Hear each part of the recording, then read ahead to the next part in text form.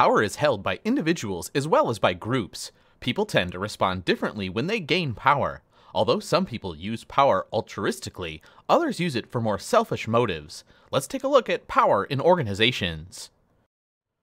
Power refers to a person or group's potential to influence another person or group to do something that they would not otherwise do. Noted scholar David McClellan initially expected effective leadership to be grounded in the need to achieve, but found that the real driver of a leader's performance was the leader's need for power, or the desire to control and influence others or be responsible for others. He found that an individual's power need could be directed positively if the leader could postpone immediate gratification and not act impulsively. He later called this leadership motive pattern, a high need for power with high impulse control and a low need for affiliation.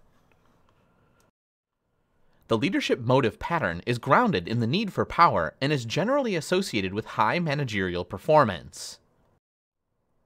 Most experts agree that there are 7 types of power. They're summarized here, from legitimate, power of authority held, to reward, control over rewards, coercive, control over punishments, expert, control because of knowledge, skill, or ability, informational, control over information, referent, or subordinate respect, and finally persuasive, the ability to use logic and facts to persuade.